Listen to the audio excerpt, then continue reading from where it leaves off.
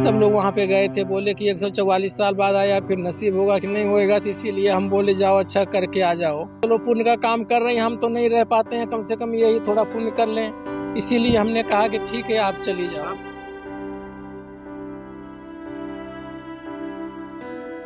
हमको भी बहुत तकलीफ है, सरकार हमारी कुछ अगर मदद करती तो बहुत अच्छा होता है। हम लोग अपनी सरकार पे बहुत भरोसा करते हैं, मोदी और योगी के ऊपर जो ना बहुत ज़्यादा भरोसा करते हैं।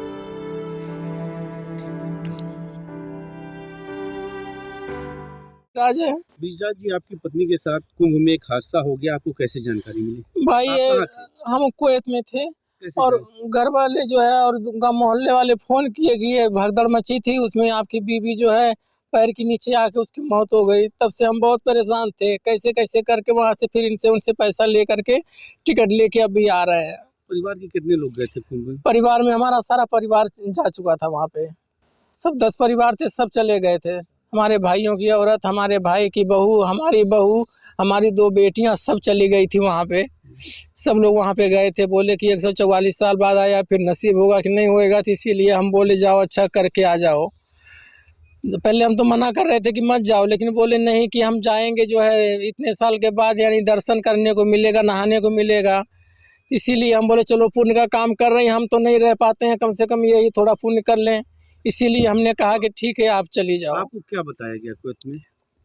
कुवैत में हमको ये बताया गया कि आपकी बीवी जो है गई थी नहाने, उनकी मौत हो गई, भगदड़ मची और उनकी मौत हो गई है। तब से जो है हम बहुत परेशान थे। फिर कपिल को हमने बोला कि हमको जो है थोड़ा पैसे दे दे, और हमारी बीवी का इंतकाल हो गया है, तो वो अच्छी कपिल थी और वो फिर पैसे हमको दी टिकट के लिए, फिर जाके टिकट लिया और अब भी यही देखो आ रहे हैं घर पे। चलिए, अब तो धीरज रखिए। परिवार में और कौन कौन लोग हैं आपके? परिवार में हमारे 2 बेटे 3 बेटी हैं, 2 बेटी और 2 बेटे की शादी हो चुकी है। एक बेटी अभी पढ़ रही है बरामी में, अभी हम उसका 26 में सोच रहे थे शादी करने के लिए, लेकिन हमारा तो सब कुछ उजड़ चुका है, अब कैसे हम शादी ब्याह करेंगे। हमको भी बहुत तकलीफ है, सरकार हमारी कुछ अगर मदद करती तो बहुत अच्छा होता है। हम लोग अपनी सरकार पे बहुत भरोसा करते हैं, मोदी और योगी के ऊपर जो ना बहुत ज़्यादा भरोसा करते हैं। उनके साथ कितने लोग थे?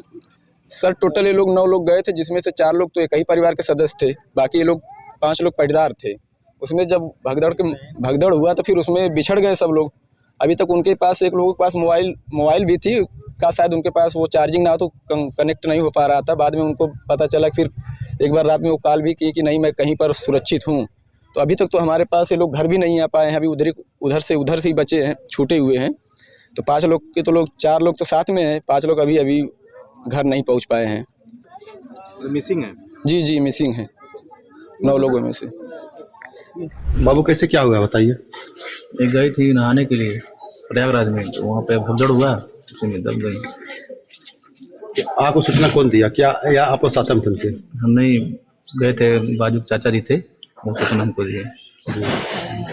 आप लोग वहाँ पहुँचे थे प्रयागराज? नहीं, हम नहीं गए थे, चाचा लोग गए थे, 7-8 लोग गए थे साथ में। तो क्या बताया गया आपको?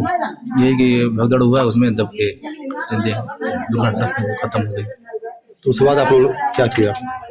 वहाँ से गए, वहाँ सदर हॉस्पिटल, वहाँ से लेकर कोई सरोजिनी नायडू करके हॉस्पिटल, वहाँ पे गए, वहाँ पे कुछ पंचनामा ना हुआ, वहाँ फिर आए एम्बुलेंस द्वारा। मृतक के क्या लगेंगे आप? पुत्र।